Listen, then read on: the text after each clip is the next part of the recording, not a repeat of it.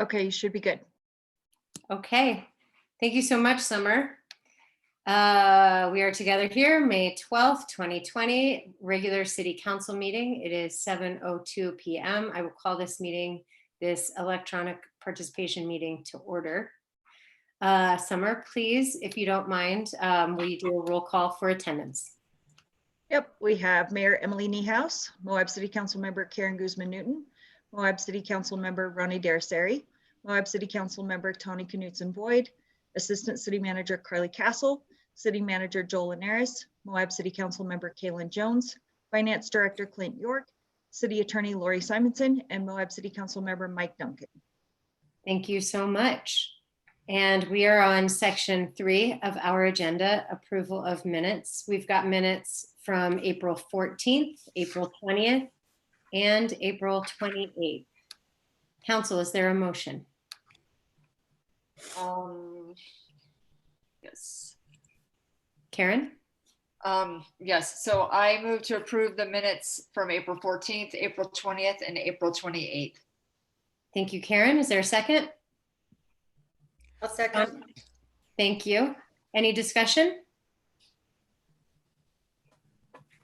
Okay, I will call for the vote. Mike? Aye. Kaylin? Aye. Karen? Aye. Ronnie? Aye. Tawny? Aye. Motion passes 5-0. Mayor and council reports. I'll go first. Let's see. I attended the ULCT board. That's the League of Cities and Towns board meeting.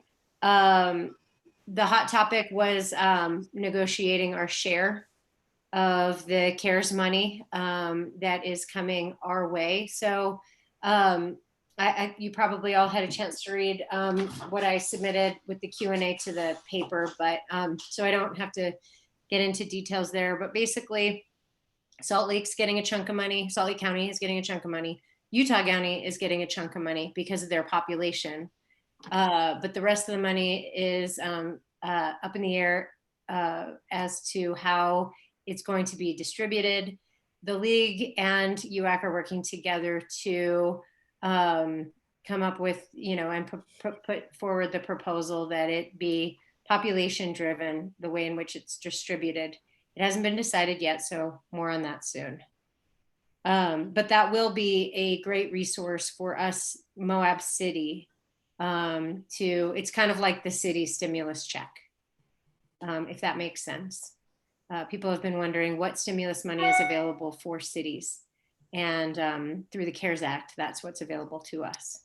And I'm working hard to advocate that little cities like us don't get left out.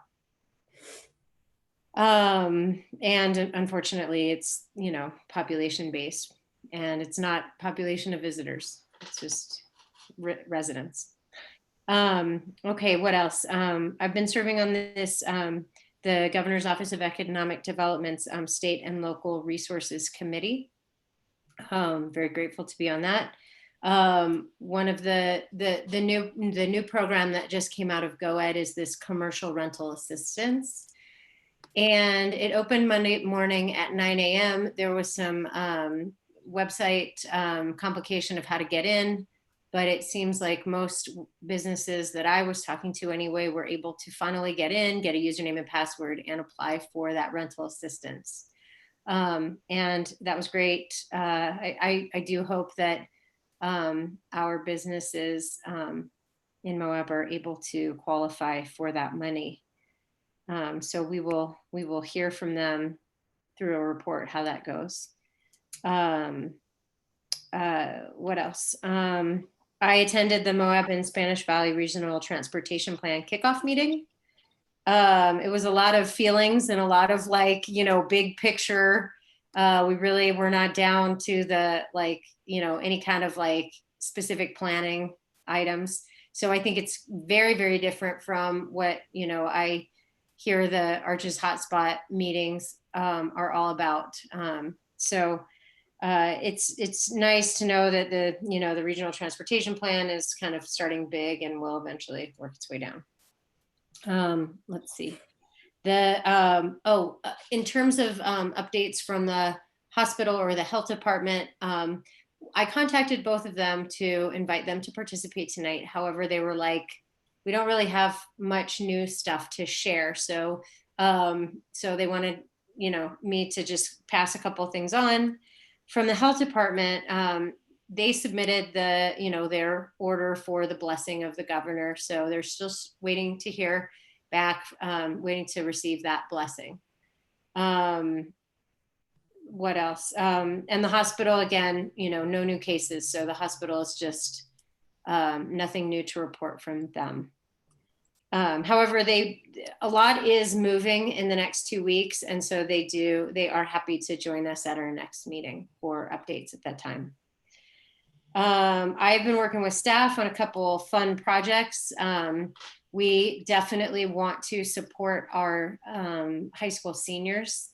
And this one's personal to me too, because my sister's son is a high school senior. So I do hope her community is, supporting, and I see that her community is supporting those seniors as well. But so what can we do? Well, we can certainly support the Grand County School District in their efforts. And a couple things that we've committed to is, of course, the banners along Main Street, but also staff is working with the school district for a possible parade on Main Street. So more from staff on that, but that is something that we are definitely working toward making happen for our seniors. What else? Also, I've been working on an idea called the Market on Center. So it's a way in which we can revive our farmers market. We can do it on the front lawn of City Hall. We can look at closing Center Street down, and we can bring that market back in a way that's going to allow it to be more sustainable. And that is going to be through, we're meeting with the Youth Garden Project and met with Orion at the health department to make sure that it is completely complementary to the other efforts of food producers in this town, that it's not a burden on farmers, and that one thing that was happening with the farmers market was there was a lot of pressure on farmers. So if we shift to having a market instead of a farmers market, where not just big time growers can participate, but let's say you've got a bumper tomato crop and you want to sell 20 tomatoes on a blanket, then maybe the farmers market will be more accessible to you in this setting. So we're working on that. Of course, we'll see how coronavirus continues and how we're going to be able to open that up and start that off. What else? As you all have seen, I have done a couple of videos this past week, thanks to Lisa Church for helping me video them. And, the first topic was masks. The second topic was, directed toward businesses. I'm assuming that we're going to have some messaging to be putting out about budget. So that may be the next video, but if any council member wants to participate in a video or has a video topic or wants, me to kind of drill down on a certain piece of information for the community, just let me know. I'm happy to do it. And that is it from me. Let's see. Ronnie. I don't have much. I just had some one-on-one meetings, one with city manager, one regarding budget. We attended our special meeting on the 8th, having to do with our emergency declaration, et cetera. We do have our next EMS meeting on the 18th. I know staff are working hard to anticipate how much that budget is going to be reduced. They have reported that the number of calls they're getting is starting to go up as more people are showing up. I think the weather's getting hotter. So I don't have comparative numbers this time, but maybe after our meeting next week. I did get an email that we're going to cancel our May UMTRA meeting, and we had another one scheduled for July. So, but I should be getting an interim update that I can share with you guys before July, just for the interim. And I think that's it for me. Okay, thanks, Ronnie. Mike, you're up. Yeah, hi there. At a GWSSA, most of it's water related stuff as usual.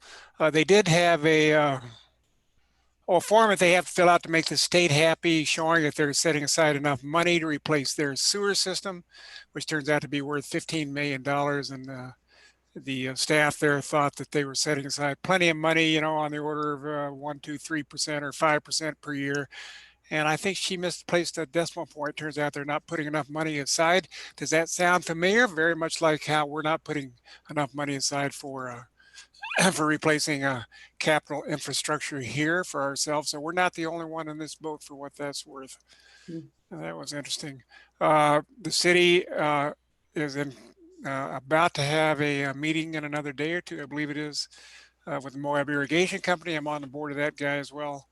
To talk about in-stream flow. The idea is to try to keep water in Mill Creek during the summertime, particularly during the daytime.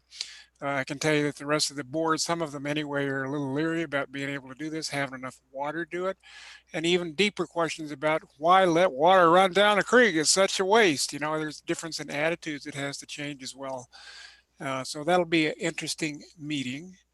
The hotspot meeting is coming up. Well, Mike, real quick, just about that topic in particular, is your group discussing the water banking, possibility of water banking? Yeah, it's all based on the water banking law is what made all this possible because it declares in-stream use as a beneficial use. Right. So legally, that's what it is. They're just not convinced that really jives.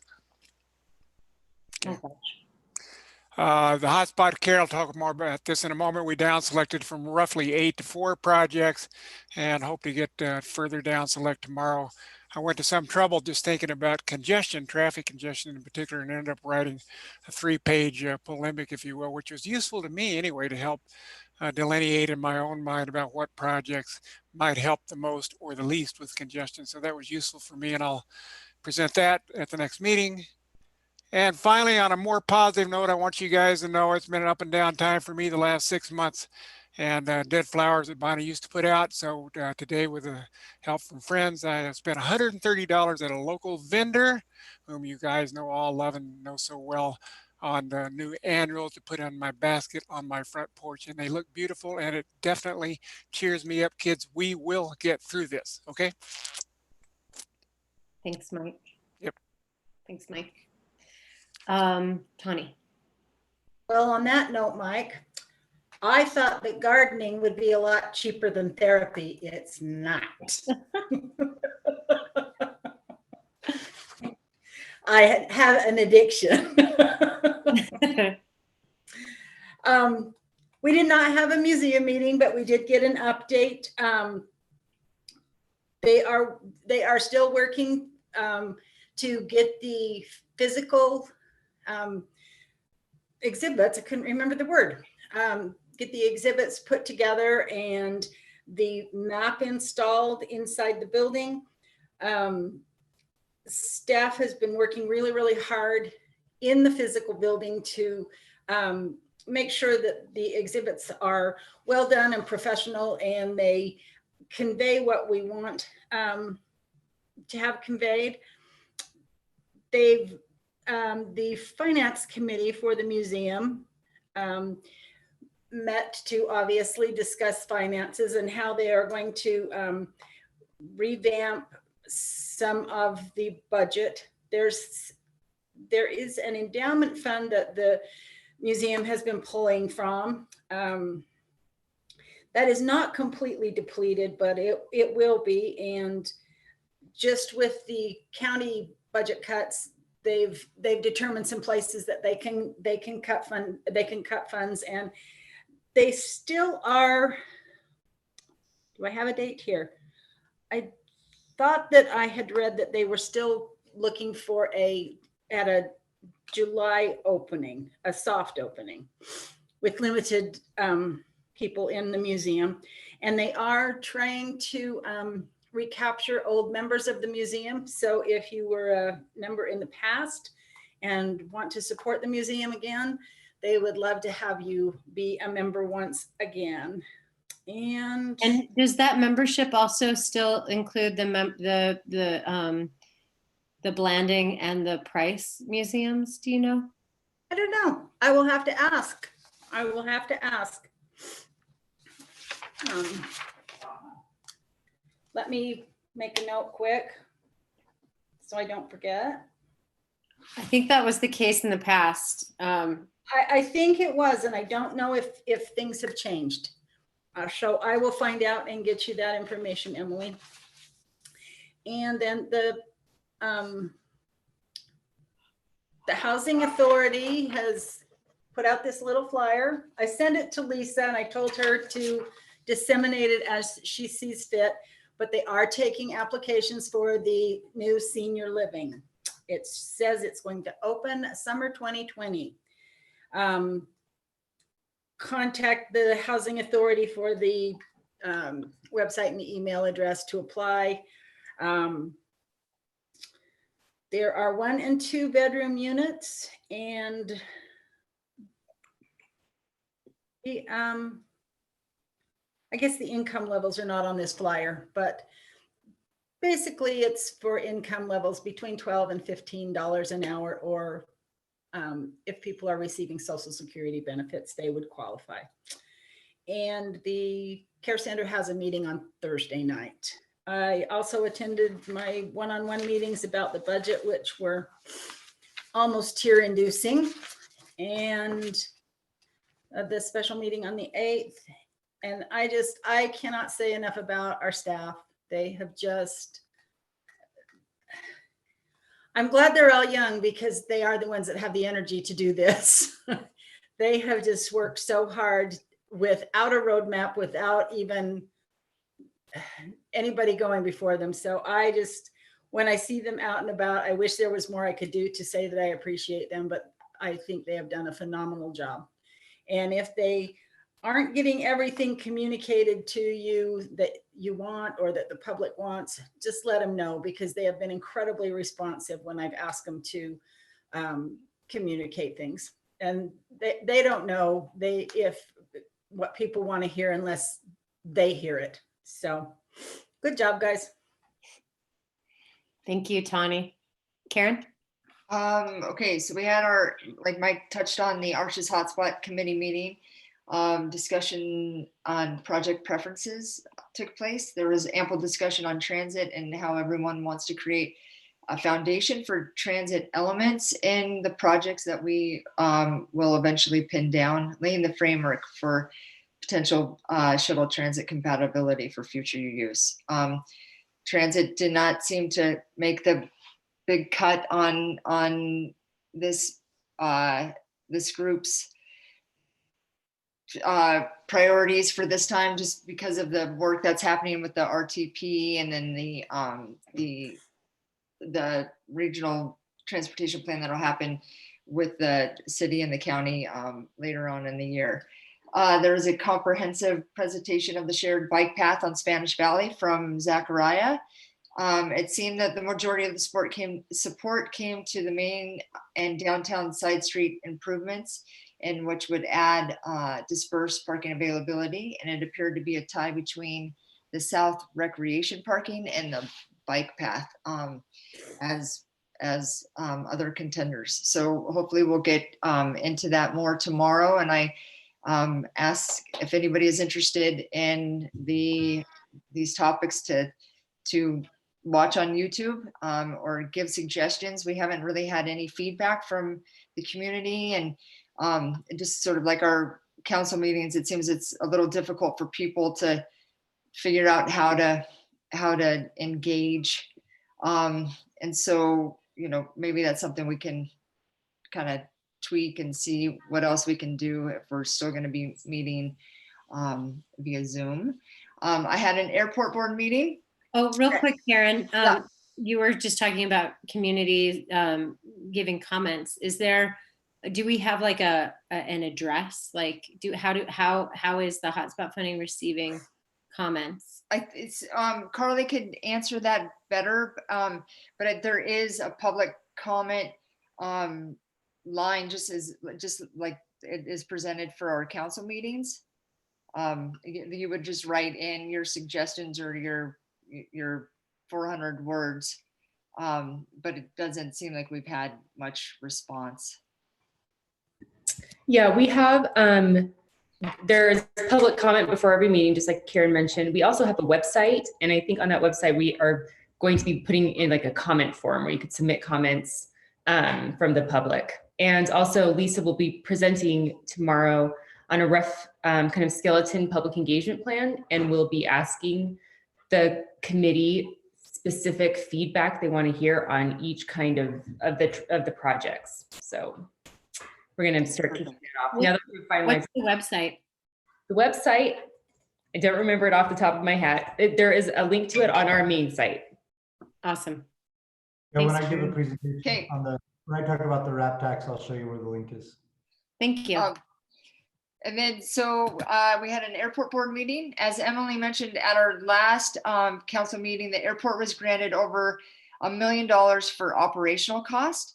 And then just last Tuesday, the airport was awarded another $1 million for runway improvements. So that's great, because there's no funds coming into operations at the airport at this present time. There are still 2 flights a day to Denver though. And if you'd like to get on a flight with maybe one other person, that's an option every day.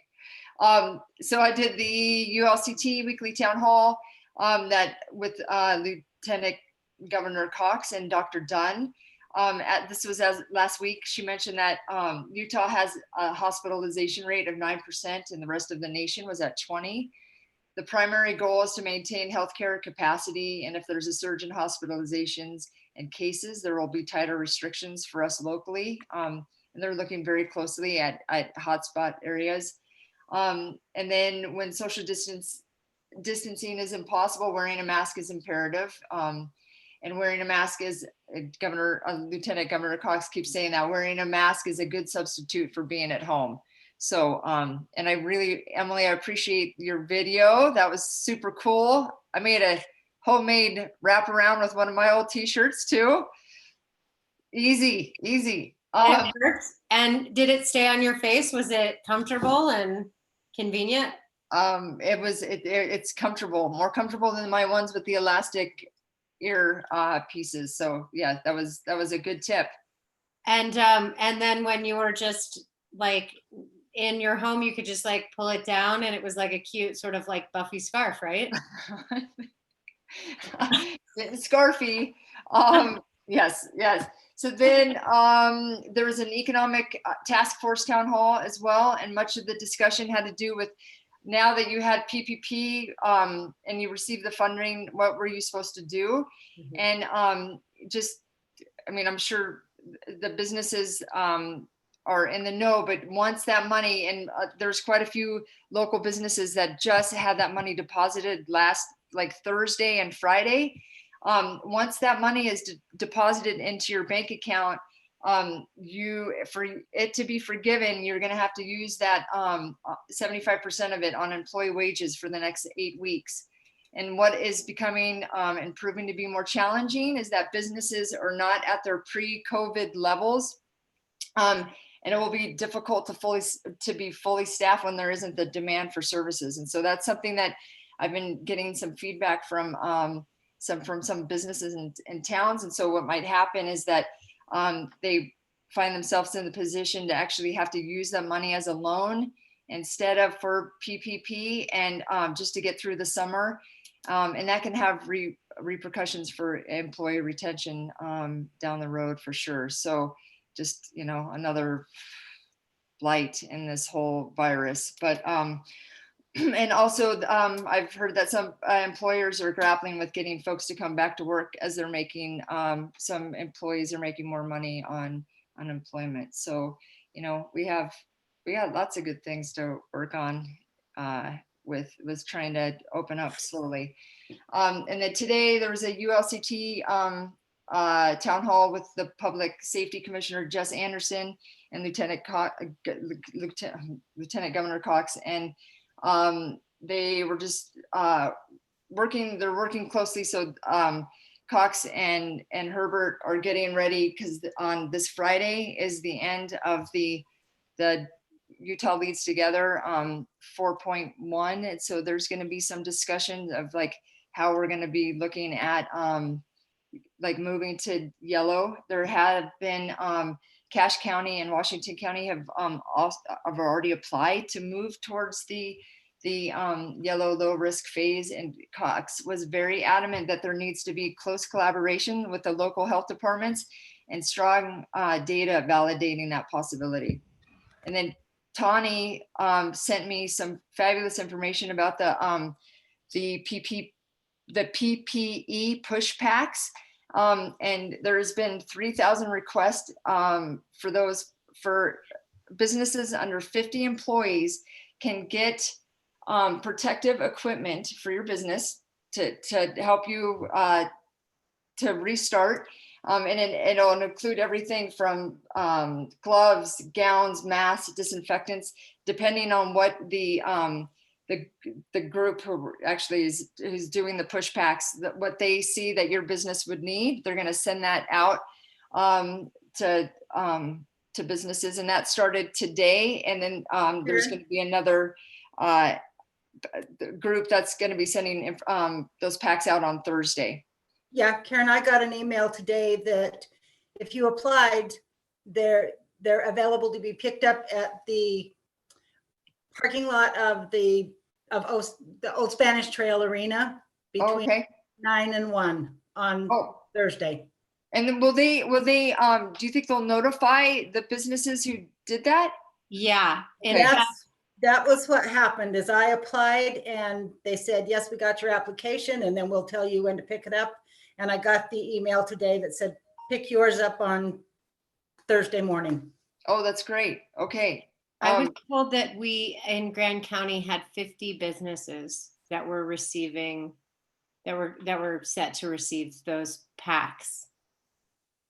That's great. And so I would just say that if anybody who is interested, who hasn't done it, you can go to governor.utah.gov and look up the PPE push packs just to sign up. It's super easy. I think they might be. I think it might be over. But they mentioned today that there's still room. There is still. Yes, maybe that. I mean, I could have misunderstood that, but and then today we are the second to the last state to enroll the help of the National Guards, and they're getting trained today to go and help in hotspot areas in Utah, and they're finding where they're finding that the virus is blooming, and it happens to be long-term healthcare centers and in close workplaces that manufacturing workplaces. So they're sending folks out to kind of as a task force to go in and figure out what they need to clean those and keep people safe in those situations. So yeah, that was all I had. Thanks, Karen. Kaylin? I attended the Hotspot Committee meeting, which has already been covered. I attended the Regional Transportation Plan Stakeholder Group. It's a diverse group of about 30 people. We did various exercises, so I'll just share with you one of them. What words would you use to describe transportation in your ideal community? And the top choices were clean, quiet, safe, and multimodal. I attended a meeting of the Sustainable Destination Committee. We interviewed a gentleman who's been involved in certifications of communities with multiple organizations. It's kind of what he's built his work on. So that was some great perspective and ideas about where we could go with that. Attended the Housing Task Force meeting, which is discussed strategies for increasing financial literacy in both housing, and we strayed outside of that a little bit. And then senior housing has room, as Tony mentioned. I did an interview on This Week in Moab with Emily and a couple of county council members, and that was fun. Got some good information out to the community. And I attended a travel council meeting, and seems like a few things of note. there's the perception amongst the businesses, at least some of the ones that talk, that the people that are visiting now are relatively risk tolerant, and they've had some challenges communicating the importance of physical distancing and mask use to them. And some businesses that I've also been in contact with it seems like there's some lack of clarity on what the health directives mandate and allow for businesses. So I don't know if, and in my own reading of them, I realize that the directives often tread this line between a strong suggestion and a mandate. And it seems like it could be helpful if they just made it clear what people should do. Lodging started. Well, before you get off that topic, Yeah. any business that interfaces with the public is required, the employees are required to wear masks. Yes. The only exception is with businesses like construction or guide services where social distancing is possible. Then there can be exceptions. But if you go through a door and you walk into a room inside, you can expect employees are required to be wearing masks. Yes. And Orion will visit them if it is reported that they are not. And then customers in retail are encouraged to wear masks, but not required to, but businesses have the option of requiring it. Is that correct? That's correct. So people, if you're visiting and going into business locations, if there's a sign that says no mask, no service, businesses absolutely have the right to do that.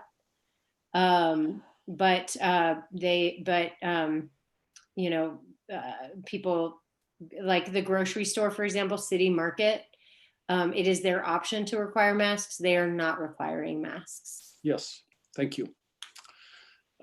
Lodging started slow with the first weekend. It was a little better this weekend, but well short of current maximum capacity. Memorial Day bookings are looking good. Groups are canceling, including some deeper into the summer. And then we spent quite a bit of time discussing the downtown bathroom at the Mick, because some restaurants are only doing takeout still. There's a shortage of facilities.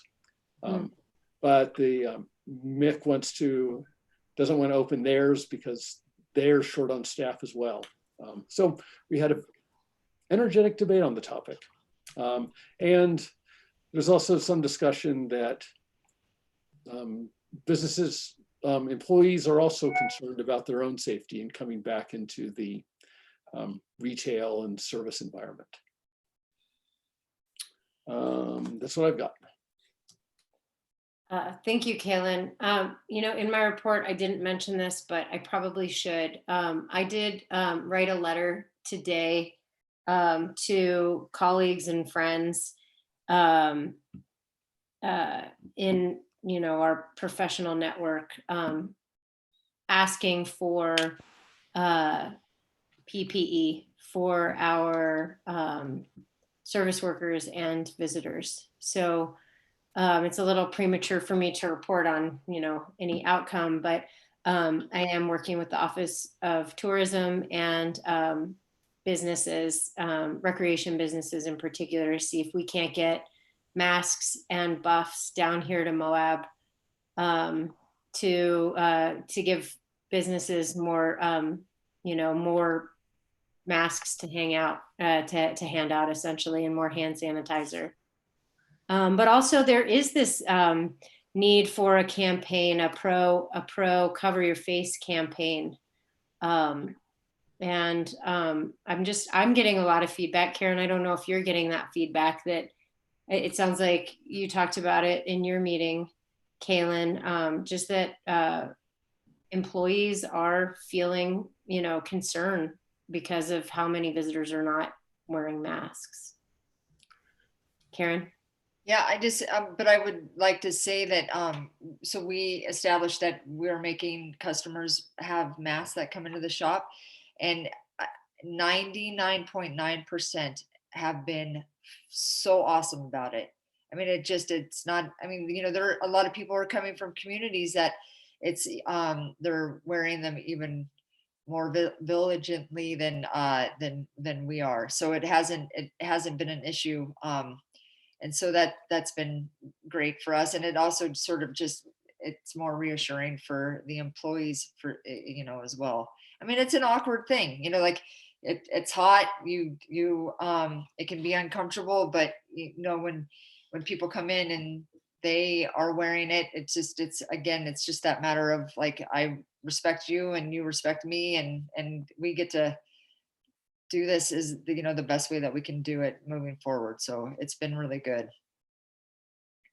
Tawny? I think I think the employee safety or shop owner safety, or however you're framing that, those particular business owners are not being anti-visitor or anti-business, anti-customer.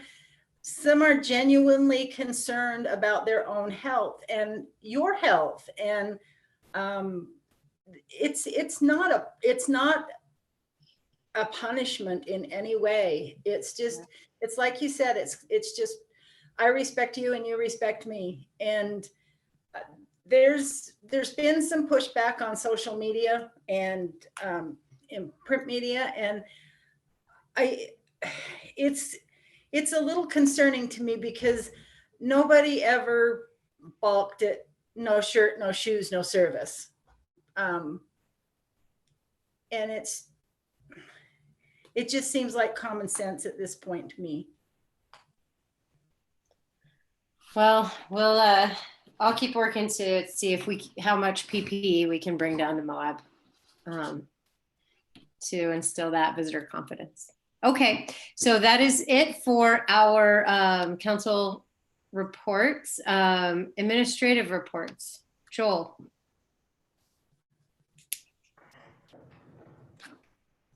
All right, I will be somewhat quick. Like the hospital and others, the COVID update kind of just remains status quo. We're basically in day 10 or 11 of reopen, and we're all kind of waiting to see where we are come Friday, Saturday, Sunday this week. One of the things people say all the time is you ask them, how are you? And they say, well, as of 2 weeks ago today, I was great. So that's kind of what we're waiting to see Friday. As of 2 weeks ago today, where were we?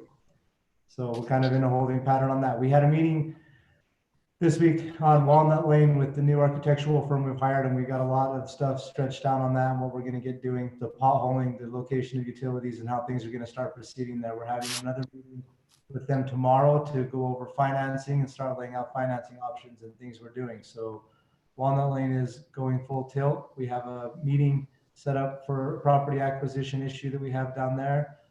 We were going on that before, but then COVID set in, and one of the persons that we're dealing with is a member of a vulnerable population. So we've kind of laid off of that for the last month or so, waiting for this to kind of get a little better. And we're going to start readdressing that issue now that we're at that point.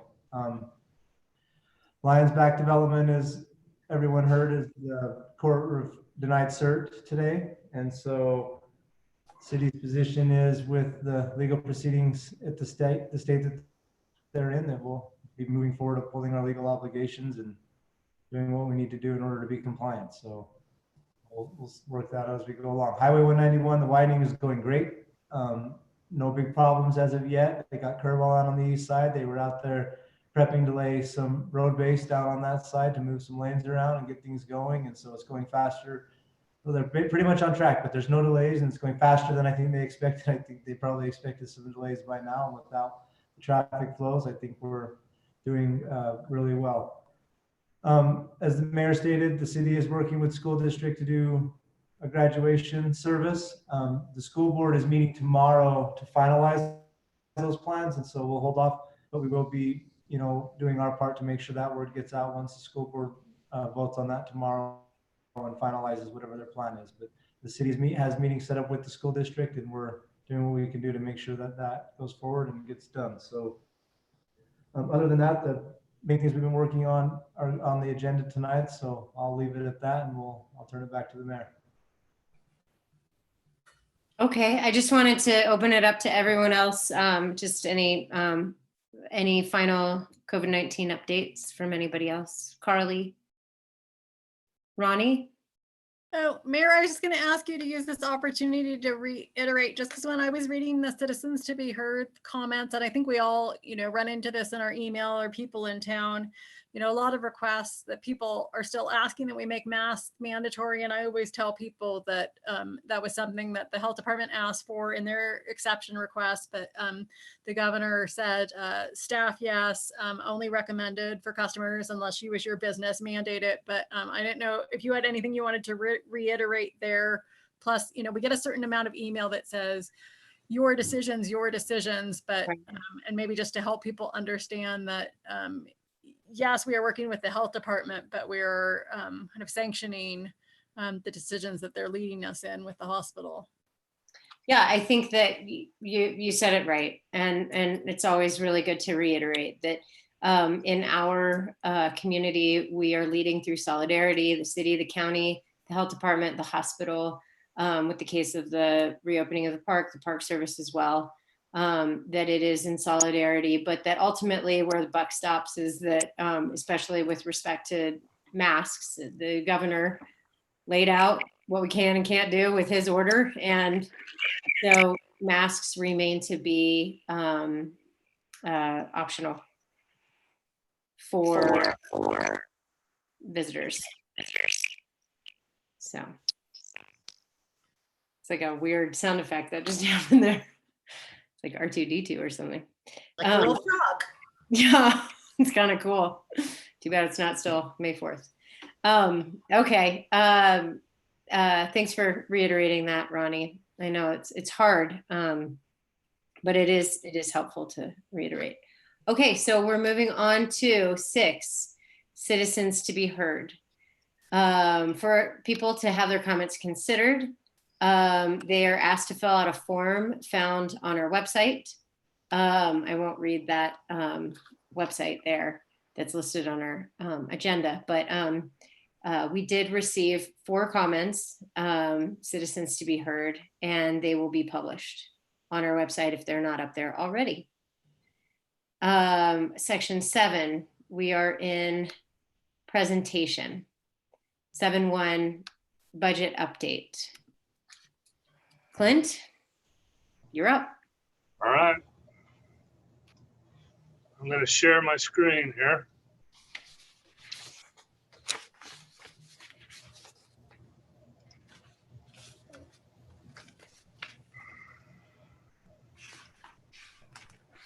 You guys see that PowerPoint? Yes? Good. Yes, sorry. Yes, we can see it. All right. Looks great. Thanks for checking in. So first slide here, just to begin with, what I'm going to be discussing tonight is our sales-based tax. I mean, that's kind of what we're looking at here and what's really being affected by COVID. This is very similar to what we did in our one-on-ones last week with council. And as a little basis from what we're taking from this is the Utah League of City and Towns. They did their own study and they are projecting a decrease in sales tax for Moab. And I'm pretty sure it's from the 28% moderate to about 36% was pretty pessimistic. And you'll see tonight, it's kind of in line with what we were looking at as well.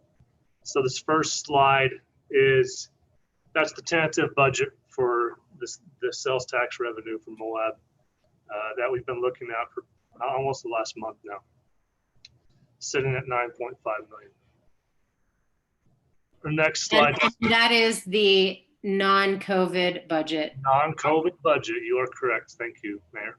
To be super duper clear so that there's just no more confusion about that one. Okay, so we took the non-COVID budget, and what I have done here is I've broken it up into 2 different scenarios. The first scenario gives you a gradual recovery to 80% of budget or normal by January 2021 in the blue there, and then jumps up to 85% for the last quarter of this budget year, April, May, and June of 2021.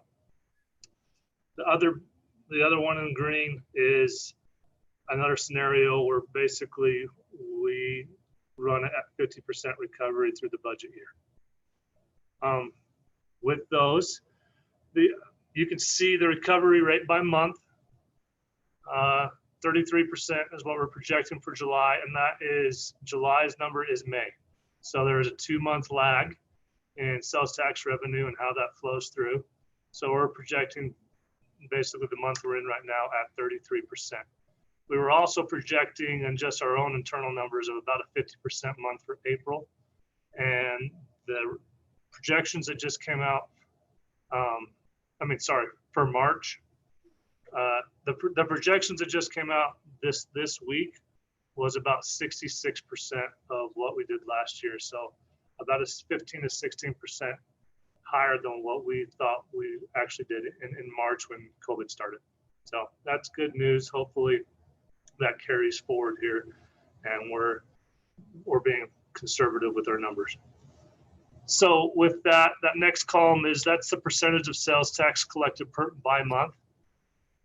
And so the calculations that I put together is you take basically your overall budgeted sales tax revenue number of that 9.5 million times your recovery rate times your percentage of sales tax collected per month, and it gives you an amount, and that'll be the next slide. But if we do that gradual recovery, we still have about a $3.1 million loss of sales tax revenue in the next budget year. If you look at it in the 50% portion of it, obviously it's going to be bigger, and it'll be almost a $5 million loss of sales tax revenue, or 52%. So those are the two plans that we kind of looked at. And do I have any questions at this point yet? Okay. So next slide. This is the calculations that were put together with that prior slide. You can see the tentative budget, those numbers by month, the projected recovery, and those variance amounts for both 50% and the other, where we ramp it up to 80 to 85%. And that's just so everyone could see how it was calculated out by month. Obviously, it's very front-loaded heavy, because the first month's at July's at 33%, and then 50%, and then 60% for August and September.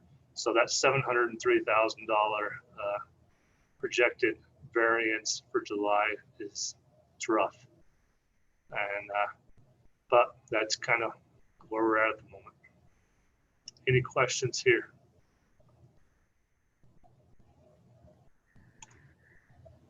So from there, I just broke it into a couple slides so you can. Some people like to see it in this way. Maybe it makes more sense to them. The first slide, you can see the cumulative sales tax revenue comparison. The blue line there is the tentative budget where we're at now, building up to that 9.5. The orange is what we're estimating or kind of projecting. You could even say hoping at this point to run up to, and the 50% recovery is below that. The other one is the sales tax revenue by month. Same thing, those numbers is what flows into the cumulative numbers. And you can see there are big gap differences there in the first portion of the budget year, and they start to catch up with each other as we run forward into the second half of the budget year. So this slide should be pretty familiar. This is one that Rachel had put together, and we've presented it a few times now. There was a little bit of a tweak. The last slide that we had at about $3.3 million need, and where we're at right now is 3.1 is what we're projecting. Nothing has changed on this slide except for where we're pretty much at, and that is personnel spend, and that's tier 4. And I mean, that's kind of what we went over with council this last week. And yeah, I mean, I hate to put it on there, but that's really where we're at in the terms we've, I mean, I haven't been here for the whole budget process, but I think staff's been pretty thorough on cutting out everything that we can. Any questions to this point? Yeah, so Clint, just to be super clear for everyone that's looking at this slide, that the city is looking at going all the way to tier 4 and having that cumulative saving as a result. Is that correct? That is correct. With everything that we've looked at internally and what's being fed to us by outside counsel, it's, I mean, that's the projection that we're looking at. And I mean, you can correct me if I'm wrong, Joel, it's kind of where we're at. No, I think if you go back to slide 4 for me, Clint. If you look at the bar graph on the left, it's just the irony to me. We worked so hard to get that blue line established 3 months ago, and that blue line was cutting $1.2 million out of our budget to live within our means to get to that line. And that line has now become the high mark. And before it was like 3 months ago, that felt like the utter basement. And now it's the high mark. It's like the world has been turned upside down. And we went through all of it over the last 5 months, and we've really cut the budget to get down to the 1.2 million. Clint, will you slide back over to the tiers? Slide 5. And if you look at that, I mean, there's a lot of benefits and salary reductions and overtime reductions that were already in place before we even started tier 1 this year. We cut, before we even did tier 1 this year, we cut all of the benefit loads for staff. We had cut how their leave worked. We had cut how their merit pay had worked. We cut how we cut longevity altogether. We had cut pretty much all but essential overtime. We had cut hiring freeze. We had been on a spending freeze. I mean, we had already done all this prior to COVID even starting. And so when COVID started, there wasn't a lot to go back and cut. We had cut a lot of staff's benefits to begin with, just to get the balanced budget of 1.2 million in reduction that we needed to have a balanced budget to be compliant with state code as of June 22nd of this year. And we're on pace to do that because of the numbers that we're using. But the reality is, come July 1, when we start our new fiscal year, the numbers we were projecting to use to have that balanced budget don't exist anymore. And so we've continued under tier 1 now, cutting more operations, more maintenance, routine maintenance, things we do to keep things functioning. And as you look into that, we get further into tier 2 and tier 3, there's more cuts to our reserves and capital projects. And we're just really trying to bunker and settle into our statutory requirements of providing essential services that we're mandated to do as a city. And there's no way we can get to a 3.1 million number in that alone. If we hadn't had the budget crunch we had started with, we still wouldn't have got there. We'd be at 2.7. And so there's just no avoiding the situation we're in. And we have to be responsible stewards of the city and the taxpayers' money. And we can't wait until we go bankrupt. We have to take action. We need to do something in order to maintain the city's financial well-being. And so we're just looking at hard times. That's it. Thanks, Joel. I will give, you know, I've been here, I think less than a month, just almost a month, you know, and other projects that I've been at, I've helped run as lean as possible for as long as possible. And every idea that I kind of shot at them, hey, can we do this? Have we done that? To their credit, they all said, we've already done that. We've already done that. So yeah, it's kind of a double-edged sword.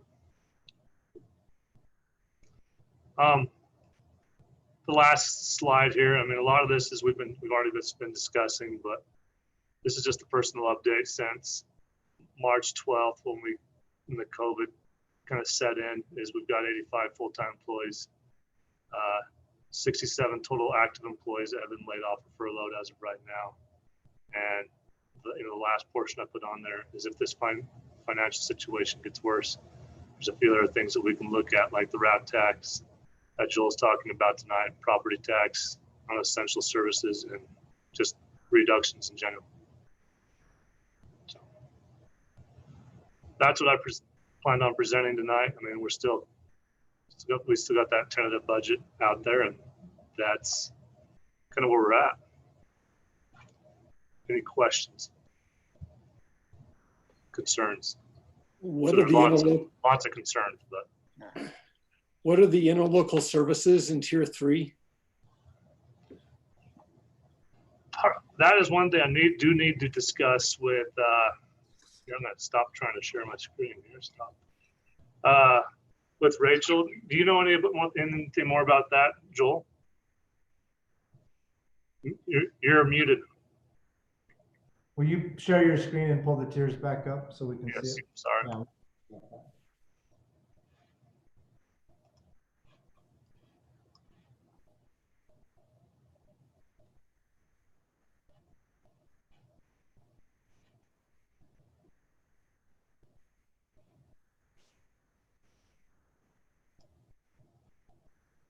Go ahead and put it on slide 5 for me if you would.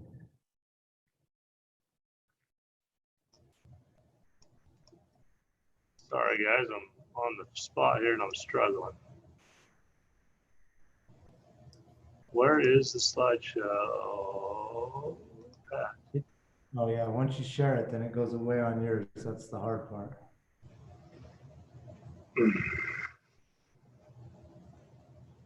Hit the back arrow one time. Is it there now? Oh, you're at 1. Yep. There we go. So tier 3, you can see contribution to reserves, capital projects, deferred CIB. The interlocal agreements in tier 3, we're reviewing different interlocal agreements and seeing areas where we can defer financial obligations. And those are still in the works. That's the same as what we're doing in tier 2 with a deferred CIB debt. We're seeing if there's certain areas that we can potentially end up deferring payments on things and holding back until we can have a better situation or better understanding of our financial situation. And so that's still in process. The deferred CIB debt has been submitted. That portion Yep. of it we've already started. Yes. But we don't know the outcome of that submittal yet. Yep.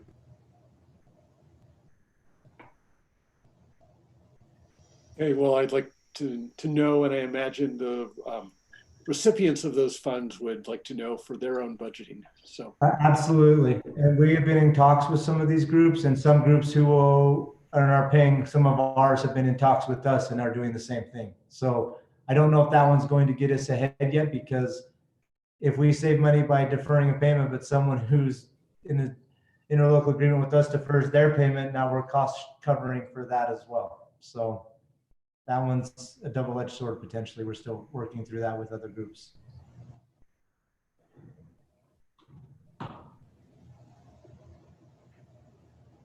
Joel? Yeah. I think that last slide might be the place for this. I've had quite a few requests and comments about when are we going to open the MRAC up? And could you just maybe touch on that and Absolutely. why it probably isn't going to happen right now? There's a lot of misinformation about the MRAC. I received 2 emails today, both of which stated there has been a proposed plan that's been approved, so why are you dragging your feet? There has been no plan approved to reopen the MRAC. I don't know where that information is coming from, and I don't know why that persists amongst the community. But that is not the case. The MRAC has a financial bearing on the city that's pretty heavy. And currently under the social distancing and guidelines that we have about a $22,000 to $30,000 a month operating cost to open up the MRAC. And that's to open it. That's to man it with lifeguards and do things. And so I've had a lot of people say to me, well, your costs are the same whether you open it or not, so just open it. And that's not the case. It's not remotely the case. It is a situation where we don't have the money to operate a lot of things right now, and we are looking at a reduction in staff. And so, you know, it's a hard decision to make to fund a facility for $30,000 a month that will generate no revenue during that time. At the same time, you're laying off someone or letting someone go at the city who you can't afford to pay them. And how do you justify laying someone off when you're running a pool for $30,000 a month for 10 people to go swim? It's just hard decisions. And the social and Joel, you're also bringing up numbers that don't include the operation of the facility. You're just talking about staffing, correct? That 30,000 is just purely, yeah, that is purely staffing. That is not including the operations of the facility, the HVAC, the pool systems, all of that, because we're going to have a lot of those costs regardless. And so we're really trying to take the information and make the best decisions off of actual information. And so it costs us more to run the pool than that, the 20 to 22 to 30, depending on how we have to man it, how many people are there. That's just salaries. That's just paying people to be there. And we're looking and trying to find cheaper ways to do it and still stay compliant with state law for staffing at a pool. And we're still working through that. And no decision has been made on the MRAC up to this point. And so, you know, I understand why people want to lap swim, and I understand why people want to swim, and I understand why people want to use the gym, and it's therapeutic and it's physical therapy for a lot of people. And in reality, just opening it is a return to normalcy, and we need a return to normalcy to some degree. And I understand why people want to get there, but we have a duty to maintain the safety of our community, and we have a duty to maintain the financial stability of this institution. And those are what's weighing into those decisions. Can I ask a question about from Tawny and Karen in particular? And Clint, go ahead and unshare your screen so we can all see each other if you don't mind. Thank you. Regarding y'all paid bills, and I remember I just wanted to recollect the cost of just the electric bill alone. Was it electric or gas? Can you pull that out of your brains? That's too far for me, Tawny. I just remember always looking at that, just astounded at the tens of thousands of dollars to just run that facility. Yeah, it's a lot. Kaylin, do you remember? I don't remember a specific number, but the gas bill was particularly high in May because to heat up the water for the outside pool when the nights are still cool. So,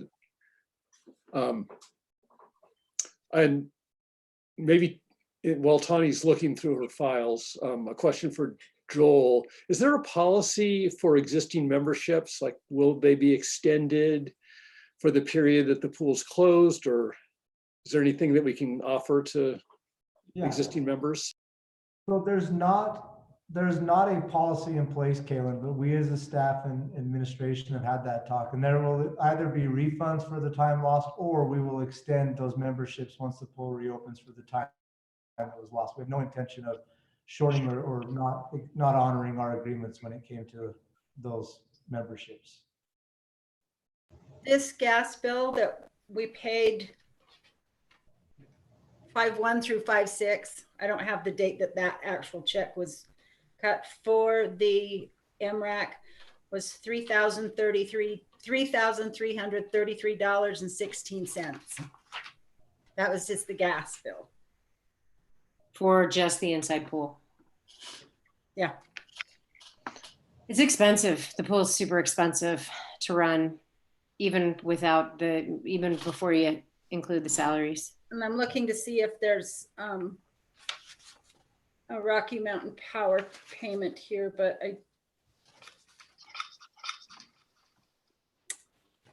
maybe we're in. Yeah. And like I said, when I was just doing that, because it's really safe if we don't reopen the facility. Some of those operational costs will remain whether it's opened or closed. Yeah. Bonnie, it's Summer. I think my recollection was that the power bill runs like somewhere between $4,000 and $5,000 per month. This one is just for the solar on the MRAC. It's 2465.77. And it has solar broken out, so I'm not 100% sure what that entails.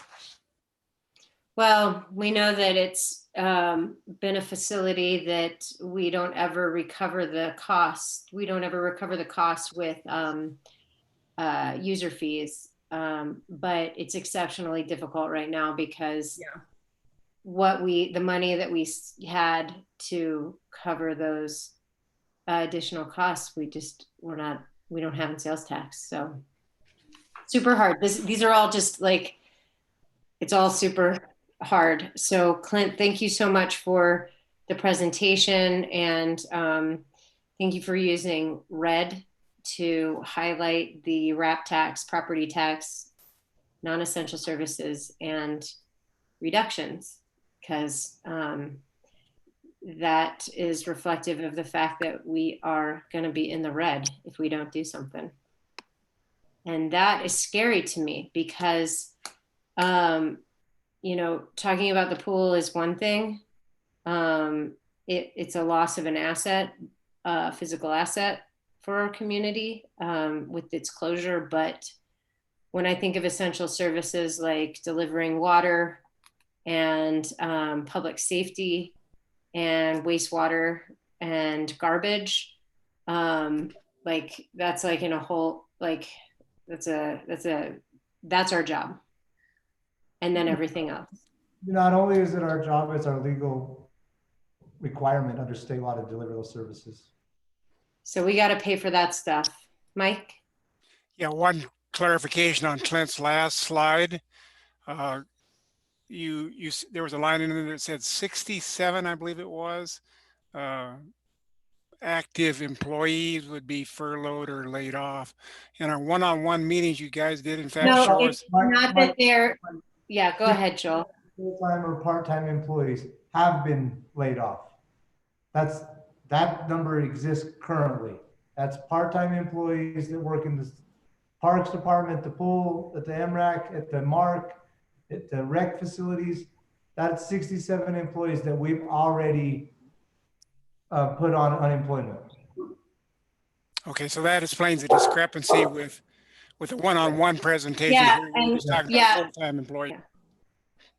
Well, what I think is we're starting to rip the Band-Aid off. I don't know if that's the right metaphor. It's more painful than a Band-Aid, the duct tape, because we're trying to stop the hemorrhaging. So we're going to have a lot of tough decisions coming to us as we're finalizing this budget. So I did want to ask you, Clint, so you presented sort of these two reduction in revenue scenarios for us. And one is more conservative and one is more not conservative. Well, and I think based on where we sit with those revenue projections, that's really going to influence how we deal with our expenditures, correct? Yes. So how do you need this council to, what would you like from this council with respect to those two snapshots? I don't feedback mostly. I mean, we got a lot of feedback in the one-on-ones as well. I mean, I think a lot of this is just presenting it so it's out there. It's kind of, it's hard. So, but a lot of it, go ahead, Joel. And the reality is that we want to be clear that we're doing everything we can to prevent getting to this point, and we've cut pretty much everything we can cut, and there's still more cuts to benefits to employees that are coming. Like we're just to the point where we have hacked the budget to the tune of 1.6 plus million at this point. We're just to a point where we can't save the amount of money by cuts to what we're doing internally. We have to start saving by cuts at a larger scale. Yeah, So it's like every business is different, right? So some businesses are going to be able to bounce back. Other businesses are going to feel the pain for a lot longer. Businesses that you know, run trips like multi-day trips with the Park Service, you know, they're able to start running trips now at the end of May with the reopening, but have lost revenue from the spring, but they can kind of project. We also have this visitor confidence question that we can't answer right now. We think we're going to have maybe 50%, but we're not sure. It's hard to project that. And I actually wanted to just, you know, for those of us that are kind of more intimately aware of, you know, of our own sort of business projections for the remainder of the year, like what, you know, based on those two scenarios, what feels more, I don't know. It's hard because you see what's going on in the community, and you want to have the community safe, but at the same time you want the community to thrive and to help businesses. Yeah, it's hard. Yeah, Clint's saying it right on. It really is a double-edged sword for us. We have the duty as the municipality to provide for public service and to provide water and sewer and to provide these essential services that keep everyone safe. And that's our overarching goal. But at the end of the day, our revenue streams are 100% dependent upon the tourist industry and the rec industry. We are a rec business, whether we want to be one at this point or not. That is our reality. Our revenues are generated off hotel rooms being rented and bikes being rented and people buying things in the shops. And so while on one hand, eating out. Mm-hmm. On the one hand, we want to do everything we can to keep the community safe and protect them. On the other hand, if it's not operating, we have no revenue. And there's no way to, I mean, this is unprecedented. So there is no real way to project it. I mean, you do your best you can to put an estimate or a projection together, but who knows? I mean, we can't make the tourists show up. So and there's literally nothing to compare our projections to. Right. The 1918 Spanish flu, different economy, just doesn't work. Yeah. So like, there's not even, we can't even go pull from 9/11 or the crash of 2008, the Great Recession. It's not the same thing. It's not having the same effects.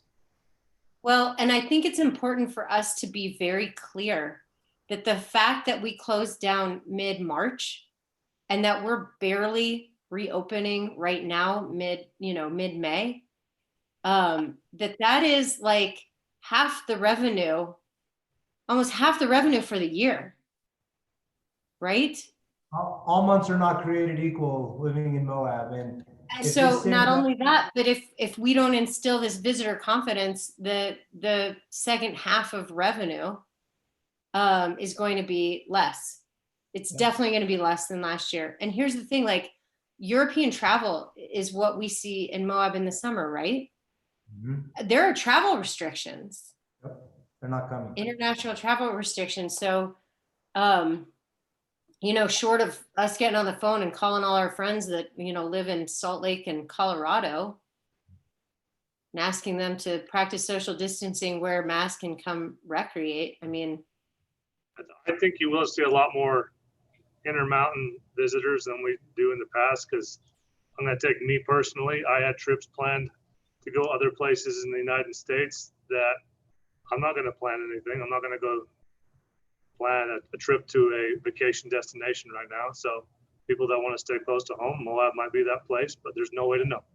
Our RV sales are up.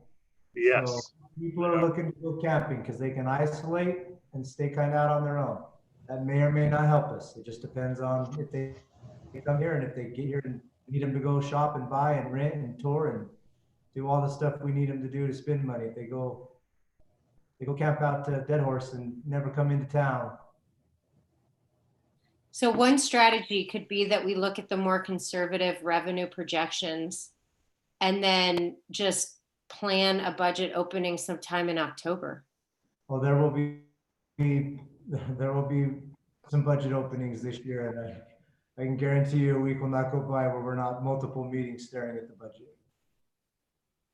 It's going to be much more a forecast year than a budget year. They're going to be reforecasting quite often.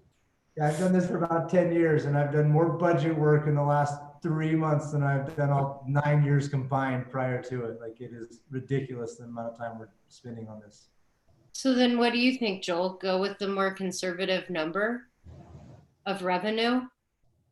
I think we have time. If we take action, we buy us time to continue to watch it some more and not get into trouble. And that's the goal right now, is to buy time to get more information to make better decisions. There's no reason to try and make the final decision today.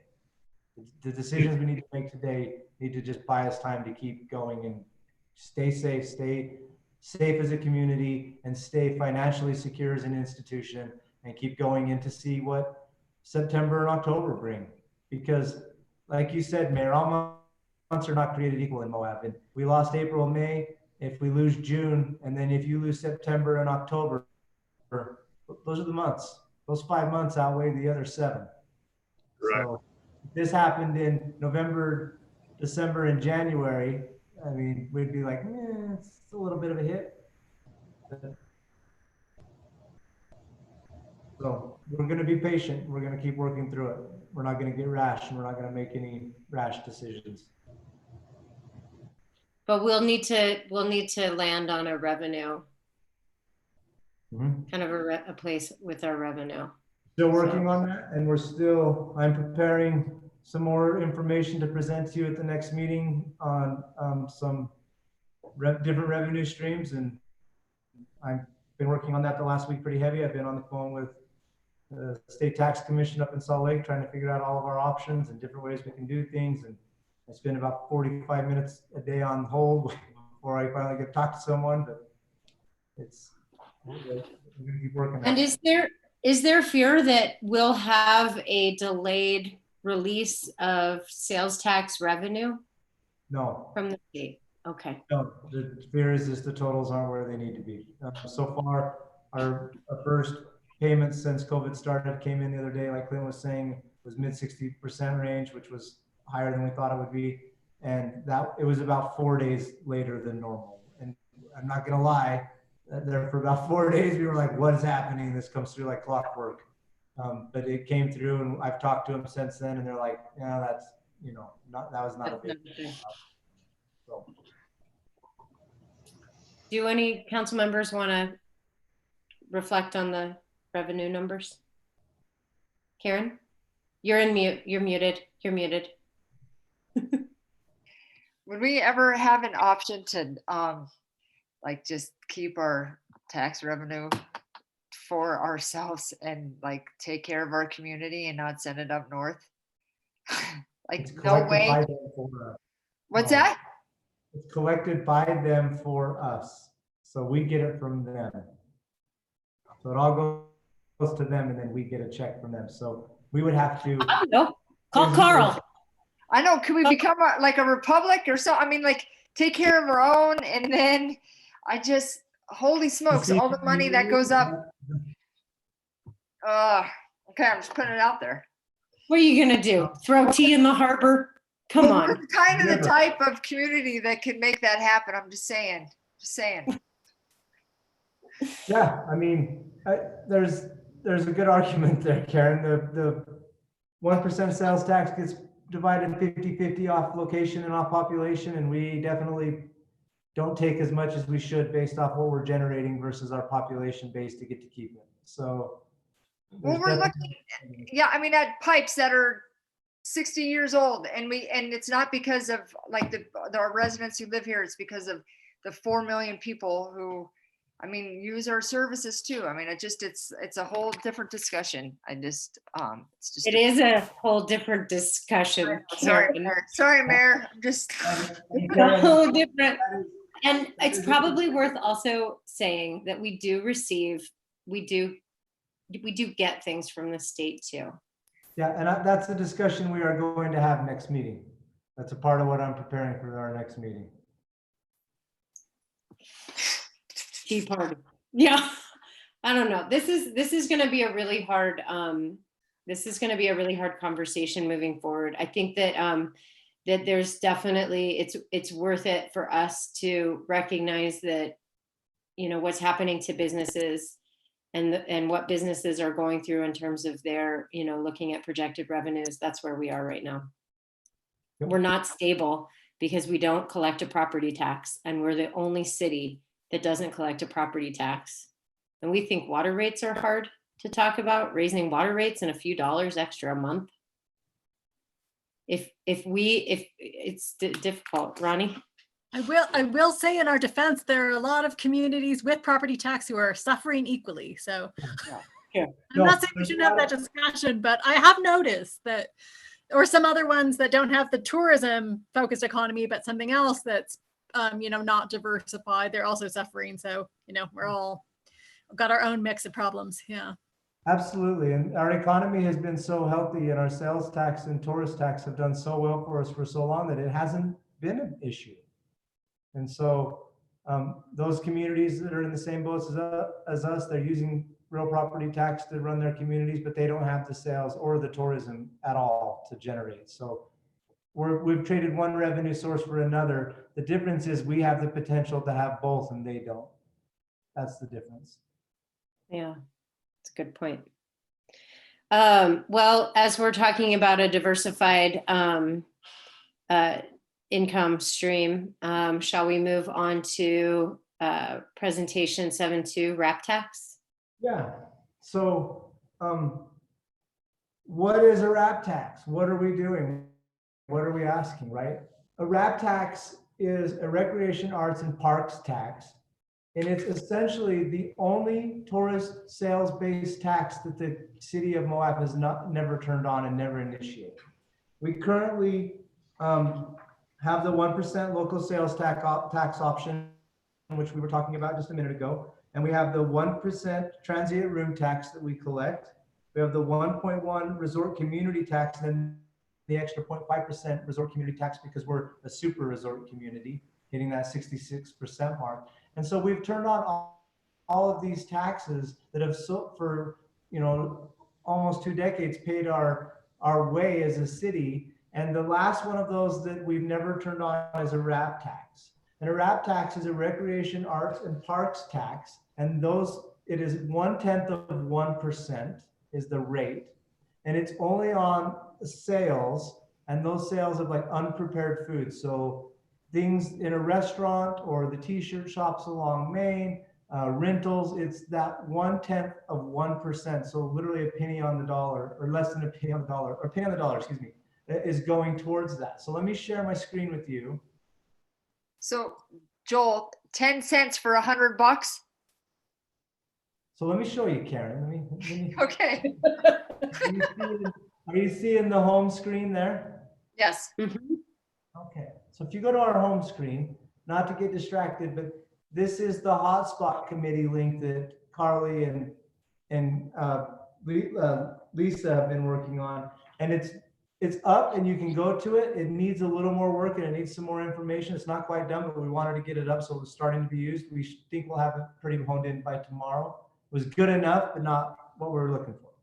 But right next to that, we have this one here that says wrap tax. And so you open that up and it's the Recreation, Arts, and Parks tax. And about the wrap tax, it says on May 26, 2020, the Moab City Council voted to place an opinion question on the ballot for the 2020 general election. And that question will read, shall the city of Moab, Utah authorize to impose a 0.1% sales tax for cultural facilities, recreational facilities, zoological facilities, and biotechnical organizations, cultural organizations, and zoological organizations for the city? And so, Karen, to answer your question, to jump down here, there's literally a calculator right there. Oh. You can Karen was also wondering if we could do a tiger sanctuary. So you can put your $75 in and see what your rate is right there. 10 cents. 10 cents. And I can't emphasize enough that this tax is not on unprepared food. So if you go to City Market and you spend $300 on groceries, that's how much you'll pay on that. If you go to dinner and you spend $65 on dinner, we're talking 7 cents. So the majority of this tax will be paid by the tourist. If you look here, anyone shopping in Moab will pay the tax on eligible purchases. Estimates from the city's 2009 sales tax revenue show that 61% of all sales in Moab, that includes City Market, were made by individuals who are not residents here. That number will be even higher on the RAP tax because it's not including probably one of our biggest sales tax generators in City Market.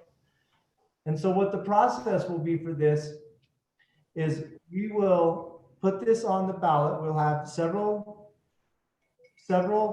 public hearings. We will have a public forum where people can talk, and we will put this on the ballot for people to vote on.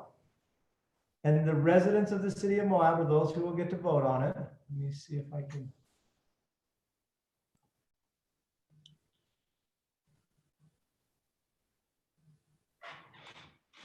And we have to run it in the paper for 3 consecutive weeks before the election, no more than 45 days, but at least 4. And once the members of the community vote on it, if it meets a majority vote, then it will be approved and we can initiate this tax. Once it's passed, it's in place for a period of 10 years.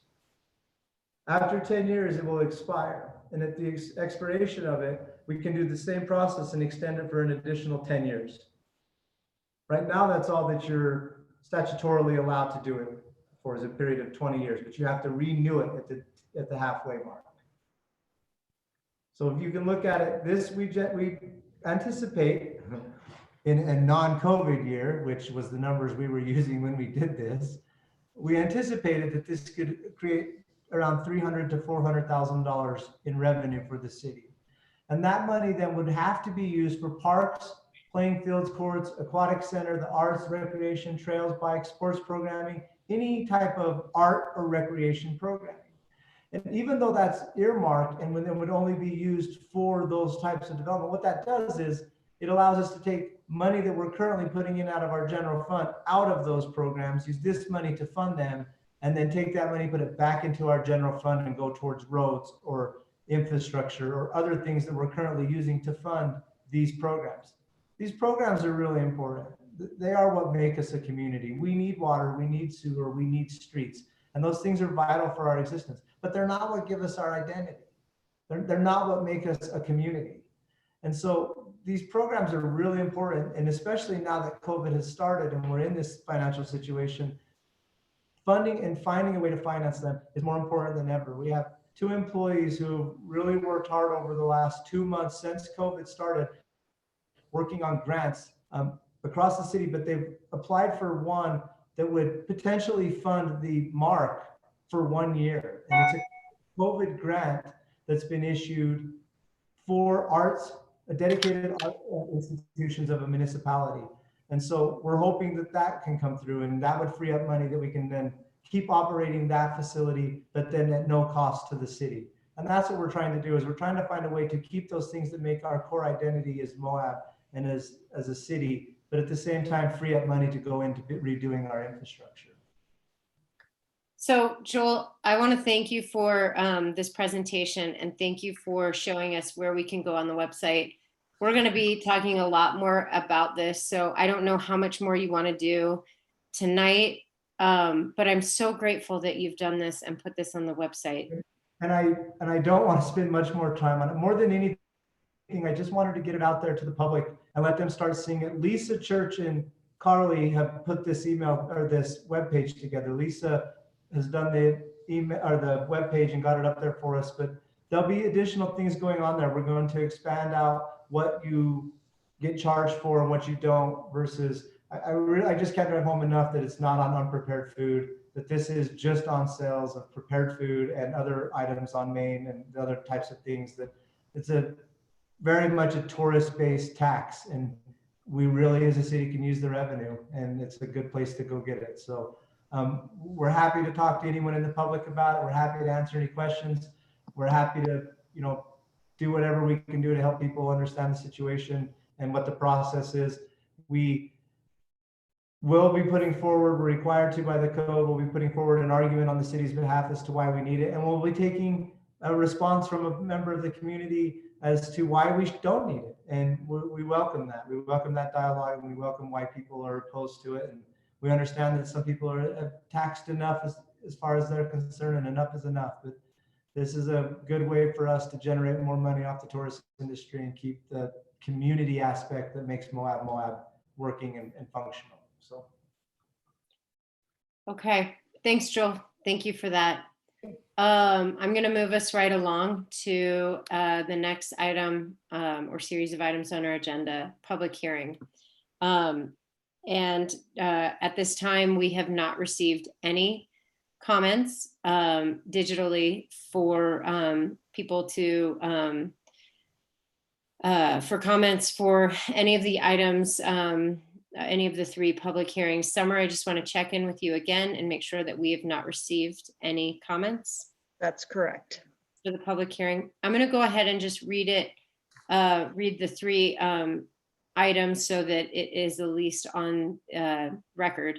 So for the public hearing tonight, we had 8.1 public hearing for the City of Moab's fiscal year 2020-2021 budget. 8.2 proposed ordinance 2020-09, an ordinance adopting the City of Moab pay plan schedule and adopting the exempt and elected officials' salaries for fiscal year 2021. And 8.3 public hearing for the City of Moab's master fee schedule for fiscal year 2020 to 2021. So again, no comments have been submitted for any of those items for the public hearing. And so we will move on to section 9, old Mayor? business. Yes, Are we going to leave those open for public comment for at least a few days so people can comment after this meeting if they choose to? Yeah, I would say that if community members would like to make comments on any of those items, rather than leaving the public hearing open, especially in this digital landscape, it's probably best for them to just email comments to us directly at the city-council website, email address, sorry. That's where I would direct those comments. Okay, section 9, old business, 9.1, proposed resolution 30-2020, a resolution adjusting culinary water rates, briefing and possible action. So we actually had our workshop earlier at 6 p.m. We sat through the presentation from Chuck and Clint. Thank you both very much for that. And we were presented with, at a meeting prior, we were given 5 options. We culled it down to 3 at the meeting. We talked about those 3 options. We also did look at or discuss earlier tweaking 2 of those options. But at this point, I guess this council needs to center in on a preferred option or further direction for staff. And so would anyone like to put out what they have as in terms of a preferred option or a direction to staff? Kaylin?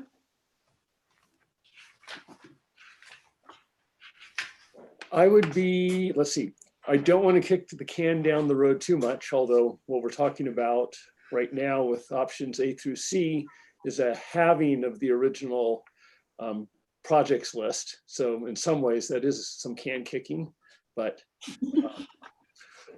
what I would be interested in seeing is another version, which is, so it's a hybrid.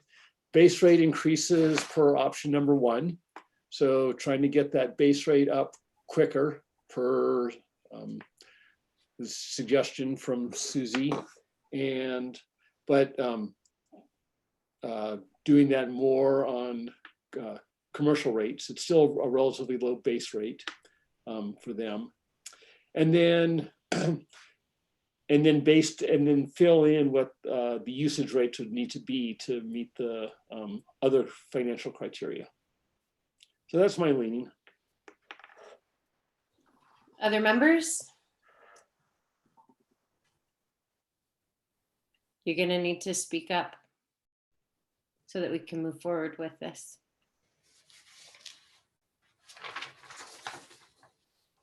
Ronnie? I could be talked into any of the three that we're looking at, and I'm happy to look at the one that Kaylin's considering. I think I might have been misunderstood earlier when I was just trying to make the point about stuff in the packet. My desire is just that the public gets to see some promoted numbers in a packet of what the numbers are. Like we have our rate study and schedule in this packet, but it has the old rates.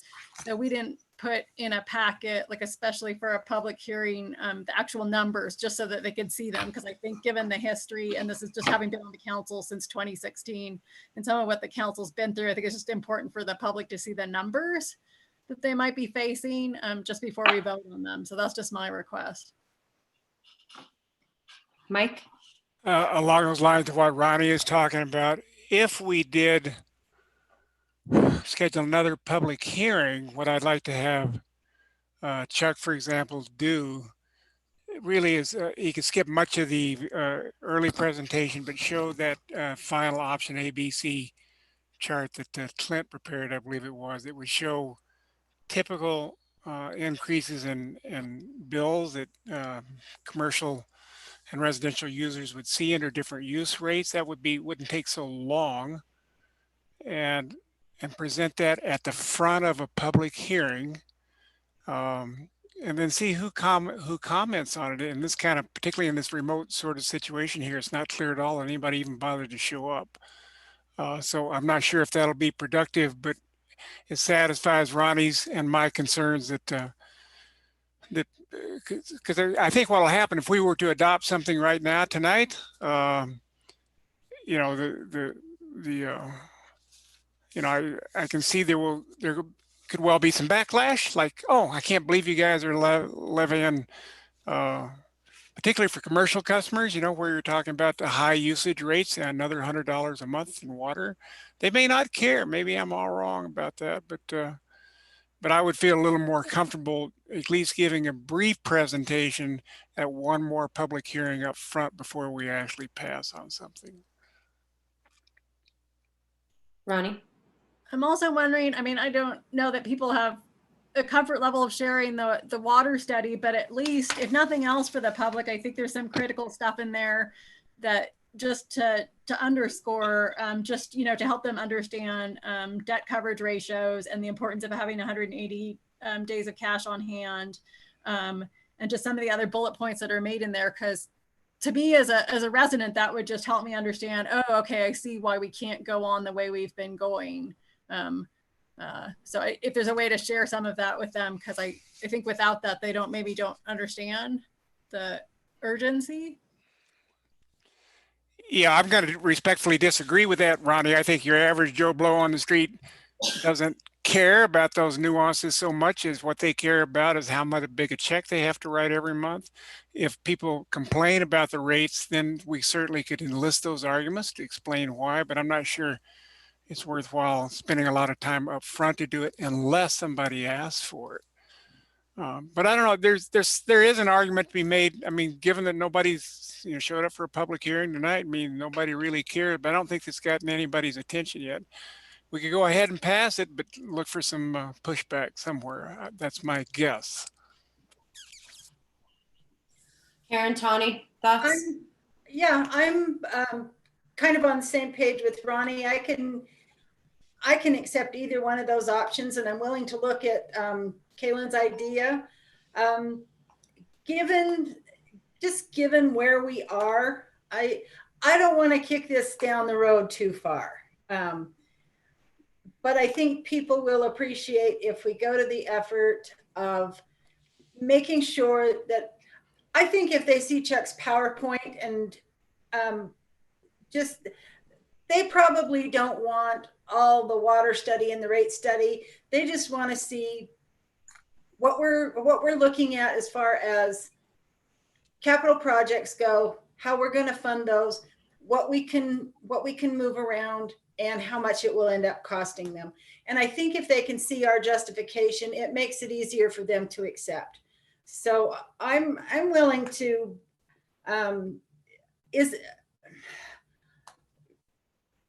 is a public hearing required for this, Joel, or would that just be a nicety on our part? Or is there some other way we can get that information to the public? At this point, it's a nicety on your part, but we're more than happy to do it if that's what you guys want to do. Okay, all right.